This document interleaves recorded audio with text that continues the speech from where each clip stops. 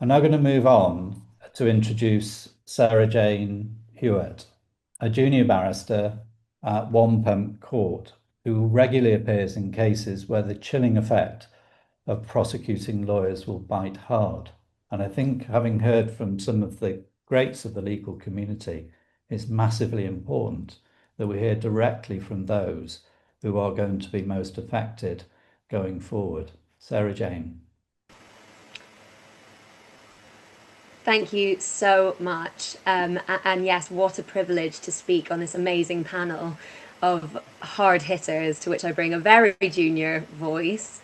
But I agree, I think junior voices are important in this conversation um, because there is a chilling effect as a result of what has happened to Rajiv, and it is impacting the way that those of us on the junior end are doing our jobs, those of us who are in the first few years of our practice, with the rest of our careers ahead of us, and perhaps without the buffer or cushion of experience.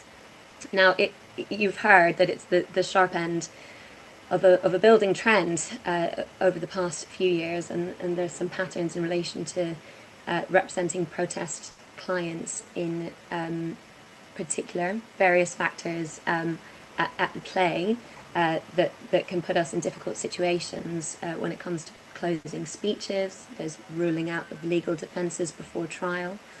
There's intense restrictions on defence evidence following the ruling out of those defences. And then the question is where that leads you in closing speeches.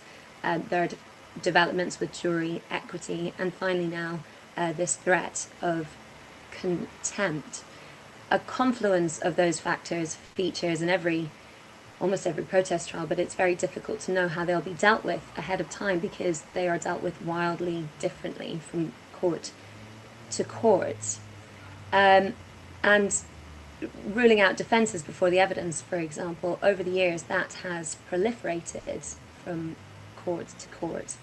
And there's a fear of that sort of insidious mission creep following Rajiv's case. We're fearful of judges going, hang on, isn't there a thing about contempt and closing speeches? And on the other hand, you have defence counsel who know there is a trend, who are familiar with Rajiv's case and who are terrified. I echo what Real Carney Jones said. People are changing their speeches as a result. I tried to shop around for examples from my colleagues of them changing their speeches as a result of what's happened with Rajiv's case. There were too many to tell you in the time we have. Almost every one of my colleagues in chambers has had to contend with this, or has a case where either the spectre of contempt has been considered or raised, recently in non-protest cases as well as protest cases just in recent months. And the consequence is the defendants will not get fearless advocacy. They'll get a barrister who is anxious, uncertain, self-correcting, with one eye on the judge to try and gauge whether with any sentence they've gone too far, or whether they've been negligent to their client by not going far enough.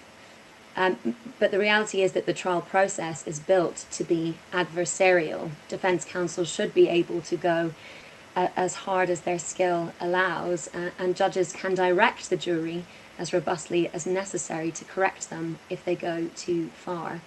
And as long as the question of innocence or guilt is ultimately left with the jury, then everyone has done their jobs.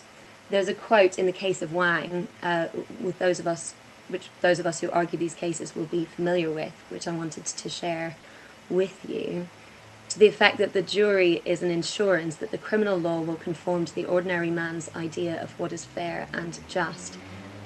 And it says that the executive needs to know that if it does anything to seriously disturb the conscience of the jury, then the jury will not be a party to the law's enforcement. And that is absolutely right. Juries do acquit if you give them a reason to do so, but for the system to work, barristers must be allowed to do their jobs. So solidarity to Rajiv, and thank you.